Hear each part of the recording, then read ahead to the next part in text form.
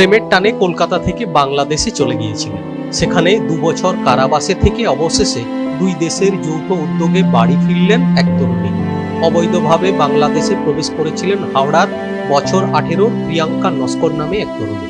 সীমান্ত পারাপারের সময় বাংলাদেশের সীমান্তরক্ষী বাহিনী তাকে আটক করে। এরপর তার ঠাঁই হয় বাংলাদেশের জেলে।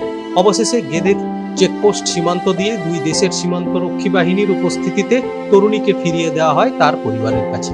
তরুণীর মা তুলসী নস্কর বলেন, বাংলাদেশের নারায়ণগঞ্জের এক ছেলের সঙ্গে প্রেম হয় তরুণী। ওই ছেলেটির এক আত্মীয়ের বাড়ি ছিল হাওড়াতে, ঠিক ওই তরুণীর বাড়ির পাশেই। সেখান থেকেই তাদের পরিচয় এবং তারপর প্রেম। ভুল না মেয়ের যে মানুষের মাথায় না ভুলটা রাখতে পারে, বারবার যদি ভুল করে তাহলে সেরকম মেয়ে ছেলেদের রেখে লাভ নেই।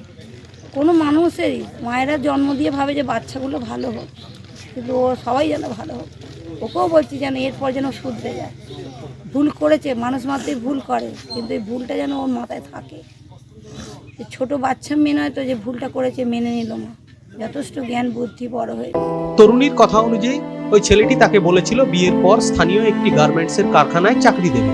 বিয়ে করার জন্য 2022 সালের বাংলাদেশের ঝিনাইদহের মহেশপুর সীমান্তে আসে ওই তরুণী। আমার মতো ভুল কোনো মেয়েরা ঘরে ঘরে না করে, ভুল করার আগে যেন 10 বার ভাব। তরুণীর বাবা প্রতাপ নস্কর জানায়, মেয়ে হারিয়ে যাওয়ার পর কোনো খোঁজই তারা পাননি। প্রায় 8 মাস আগে বাংলাদেশ থেকে একজন ফোন করে জানায় তার মেয়ে কারাগারে আছে। অবৈধ অনুপ্রবেশের দায়ে বাংলাদেশের আদালত তাকে কারাবাসের আদেশ দেয়।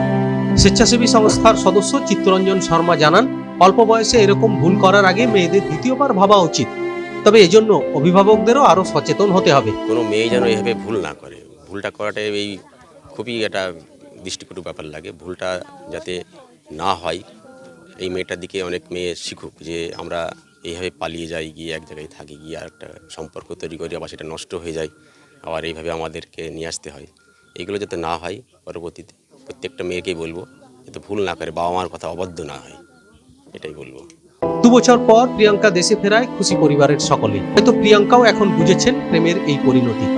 তাই প্রেমে আবেগ নয়, প্রয়োজন বিচক্ষণতা ও সচেতনতা।